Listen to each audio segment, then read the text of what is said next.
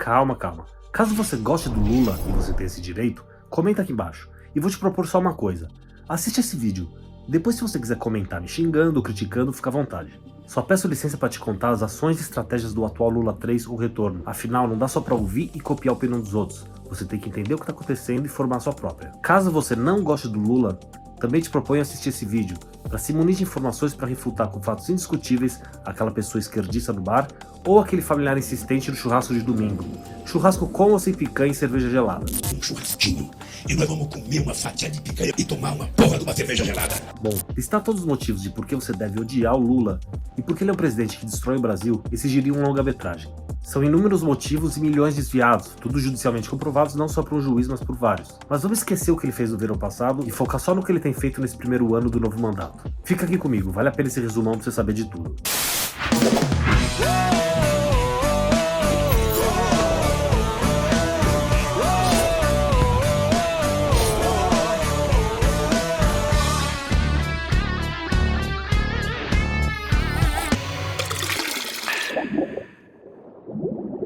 Para começar, uma introduçãozinha em números da cagada que está sendo feita se olharmos para a economia. Compararmos os números da economia com o governo anterior seria muito injusto, visto a crise de saúde gerada pela Covid, que obrigou não só o Brasil, mas o mundo todo a gastar bilhões repentinamente. Graças a Deus, nesse ano, esse problema já não é tão relevante. Pois é, mas acredite. Mesmo diante dessa injustiça na comparação, no ano passado, 2022, as contas do governo fecharam com superávit de 54,1 bilhões.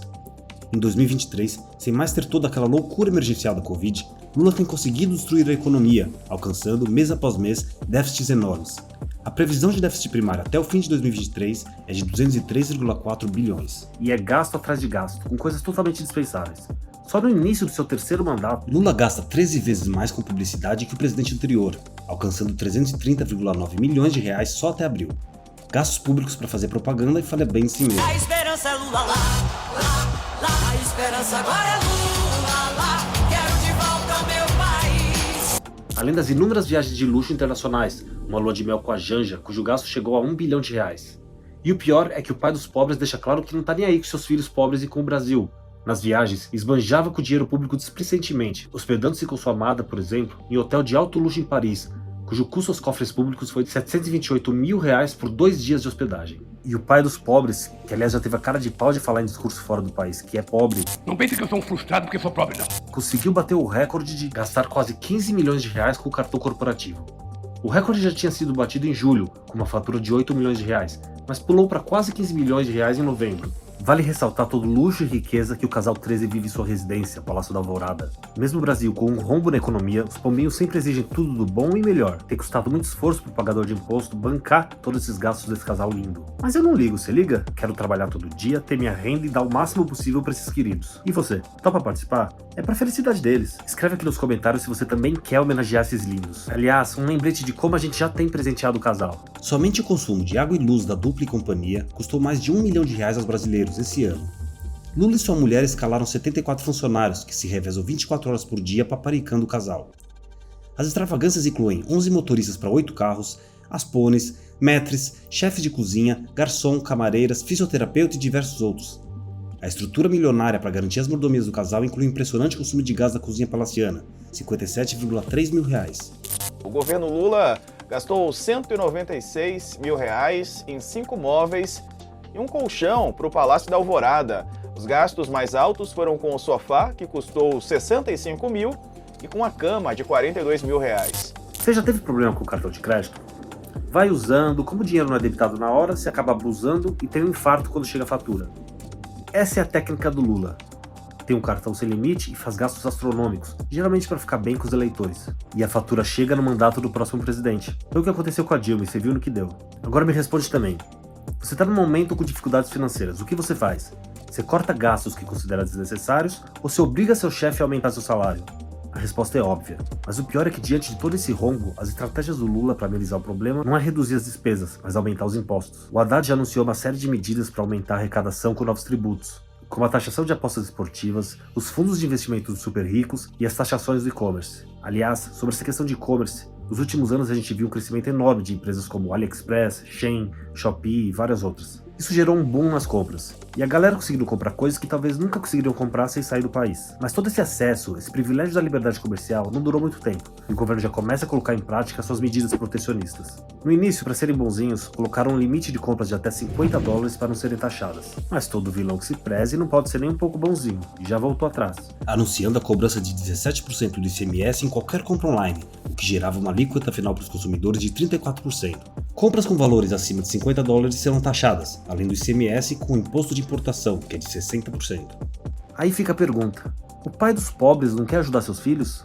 Por que não quer permitir que eles paguem menos? As desculpas são sempre as mesmas, já virou clichê. Proteger a economia, estimular a produção, valorizar o produto brasileiro. E quem paga por essa política fofa são os brasileiros? Qual a lógica disso? São os brasileiros que não vão poder comprar produtos por metade, por 1/4 do preço do que custa aqui no Brasil. O pai dos pobres impedindo que seus filhos possam comprar produtos por preços acessíveis. Tá certo que tem coisa típica do Brasil, Como aquelas malditas tomadas de 3 pinos, a tomada Dilma, que toda hora que tenho que carregar um eletrônico novo preciso até uma multicoisas e comprar o 100º adaptador. mas e os produtos que não são fabricados no Brasil? Como incentivar a indústria nacional se ninguém fabrica? A estratégia então é ninguém poder ter? Esse pai dos pobres é muito maldoso, tem que perder a guarda dos filhos. Além de porque comprar produtos importados, a qualidade muitas vezes é maior, mais sofisticada. E não tem que fazer mais fácil taxar. Elas que lutam e pressionam o governo para reduzir os impostos sobre a fabricação, e o preço para o consumidor final também vai ser reduzido. E elas que também fabriquem produtos de melhor qualidade para poder concorrer. Inúmeros economistas e estudiosos já classificaram o protecionismo como uma política ineficaz e prejudicial para a economia. O economista francês Frédéric Bastiat, por exemplo, conta em seu livro A Lei uma historinha caricata contando uma petição dos fabricantes de vela. Atualmente vivemos sob a intolerável concorrência de um rival estrangeiro. Ele possui, ao que parece, condições altamente superiores às nossas para produzir luz. Esse rival inunda nosso mercado nacional com preços fabulosamente reduzidos. E basta que ele apareça para que todas as nossas vendas cessem. Todos os consumidores se dirigem a ele. Um detalhe é que esse rival era ninguém menos que o Sol.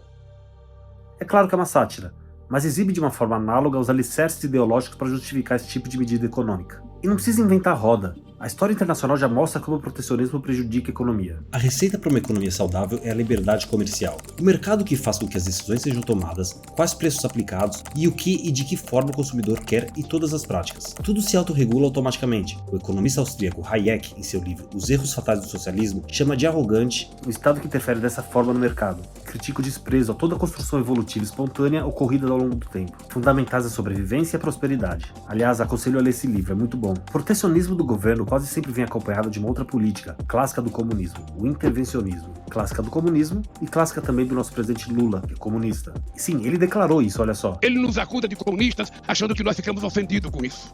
Nós não ficamos ofendidos. Mas sobre isso eu vou comentar depois. A ideia do intervencionismo é engordar o Estado, deixar ele maior, mais inflado, controlando o máximo possível.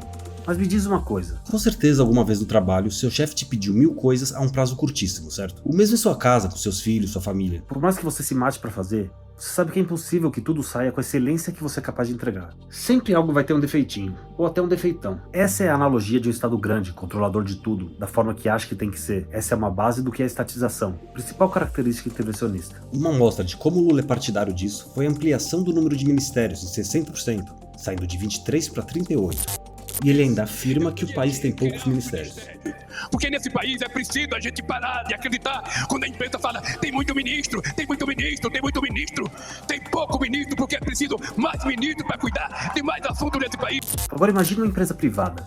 Qual o estímulo para ela funcionar e se esforçar? Fazer com que o público opte por ela, desbancando a concorrência e dessa forma alcançando sucesso, que, tecnicamente, nada mais é que lucro. E os gestores das empresas dão sangue para conquistar os resultados e cobram rigorosamente o empenho de seus funcionários. Estes seguem a mesma linha de pensamento, visando promoções e novas conquistas na carreira, além de, claro, eventuais PLRs. Como disse o economista ucraniano Mises, o fim lucrativo é o que força o homem de negócios a ser o mais eficiente que puder ao fornecer os bens que os clientes querem. E as estatais? Quais são seus estímulos, suas motivações? Tem clientes garantidos e nenhuma concorrência. Acabam prestando serviços meia boca porque não vão ser retalhados pelo mercado. Isso além dos servidores públicos. Sem plano de carreira, frequentam as instituições empregadoras só para cumprir o expediente mesmo, não se esforçando ao mínimo por resultados melhores.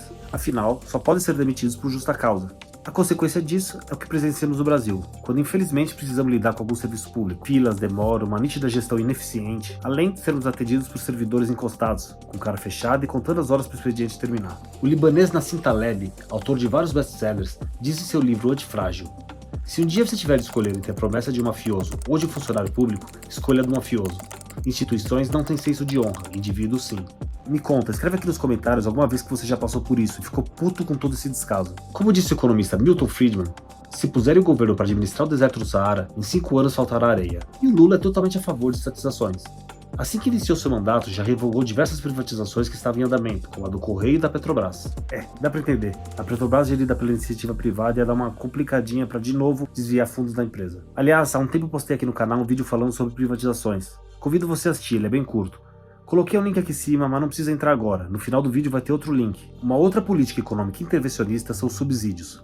Como eu já comentei, o segredo da prosperidade econômica é a liberdade. Sem essas desnecessárias intervenções, o mercado sozinho se entende, cria regras, se autorregula automaticamente. O acúmulo de riquezas por cada empresa depende exclusivamente só dela, de sua gestão e entrega de produtos e serviços. Os subsídios, por fim, prolongam a vida das empresas ineficientes à custa das eficientes, distorcendo o sistema produtivo e não sendo capaz de satisfazer completamente o consumidor.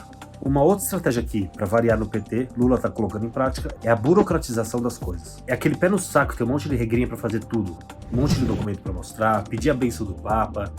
E sobre documento tem que antes procurar, né? Porque ninguém sabe onde tá nenhum, a não ser a CNH que está na carteira. Você pode achar que isso é só um detalhe, mas estudos provam como isso relevantemente prejudica a economia. Impor uma série de obstáculos disfarçados de regras e obrigações à atividade empreendedora tem um custo alto. Uma economia menos produtiva e menos competitiva. A consequência desse excesso de burocracia não é outro senão coibir o crescimento do próprio país. Empreendedores, empresários e acadêmicos afirmam com veemência que trilhar o caminho da desburocratização é indispensável para estimular novos e prósperos negócios. Além de que a principal vítima da burocracia são os pequenos empreendedores, que sozinhos, resolvendo todos os detalhes da nova empresa, não têm tanta disponibilidade para resolver todas essas exigências, o que acaba dando vantagem para as empresas grandes. E às vésperas de completar um ano do novo mandato, as regras burocráticas vêm a galope. Vou mostrar algumas como exemplo. Um decreto que cria um comitê para elaborar a regulamentação de trabalhadores de aplicativos de entrega e a publicação de regras gerais para o mercado de apostas esportivas no Brasil. Para finalizar essa lista decepcionante de todos os caminhos que o governo atual está levando o país, se pensar, engloba todos os anteriores. A declaração literal de Lula, afirmando em discursos que é comunista, afirmando frases como: Ele nos acusa de comunistas, achando que nós ficamos ofendidos com isso. Nós não ficamos ofendidos. Isso não nos ofende. Isso nos orgulha. Além de publicamente exaltar ditadores sanguinários como Fidel Castro e defender os atuais líderes da Nicarágua e Venezuela, que têm destruído seus países com crises humanitárias. Nas redes sociais, Lula saiu em defesa da ditadura cubana. O presidente Lula voltou a relativizar hoje a ditadura de Nicolás Maduro na Venezuela. Esse posicionamento tem afrouxado laços diplomáticos com parceiros históricos importantes do Brasil, como os Estados Unidos e países da Europa, como a França, e a ONU, aos quais Lula já fez declarações pouco amistosas. E recentemente, após a posse de Milei, a Argentina também entra na lista. A verdade é que Lula discursa de acordo com os objetivos do momento. Eleitoralmente, defende com unhas e dentes a democracia. É na democracia que a gente pode viver a pluralidade, a diversidade. Em outros discursos, critica a pluralidade de opções políticas, veja só. Mas veja, eu gostaria que no Congresso Nacional só tivesse gente, sabe, boa, gente de esquerda, gente progressista, mas não é assim. O povo não pensou assim, o povo elegeu quem ele quis eleger. Coloco aqui em cima e também no fim desse vídeo um link para outro vídeo que foca só nessas contradições públicas do presidente. Nos últimos dias, o indicado por Lula para o STF, Flávio Dino, típica figura socialista, é aprovado para ser ministro. E não são interpretações, Lula deixa claro em um discurso. Vocês não sabem como eu estou feliz hoje. Pela primeira vez na história deste país, nós conseguimos colocar na Suprema Corte desse país um ministro comunista, um companheiro da qualidade do Flávio Dino. Bom, é isso. Me conta aqui nos comentários, você também tá indignado, tá inconformado com tudo isso? E pior que a gente não vê nenhuma alternativa de como agir para contribuir para alguma solução. Esse é o motivo de eu gravar esses vídeos. Se você também quer fazer algo, deixa seu like aqui no vídeo para o YouTube entender que esse vídeo é relevante e entregar para mais pessoas. E se você compartilhar o vídeo, melhor ainda. Sabe aquele grupinho da família no WhatsApp que sempre tem um esquerdista chato? Por que você não envia lá, para em vez deles fazerem um L, eles fazerem um X? Realmente a gente tá de mãos atadas. Mas espalhar o nosso descontentamento compartilhando vídeos como esse é fundamental. Como disse Oscar Wilde, o descontentamento é o primeiro passo na evolução de um homem ou de uma nação. Se você não gostou desse conteúdo, pode me contar por quê aqui nos comentários? Quero muito saber sua opinião. De qualquer forma, peço para você se inscrever no canal, para ser o primeiro a saber sobre as novas atualizações. Muito obrigado por assistir esse vídeo até aqui, fique com Deus e até o próximo.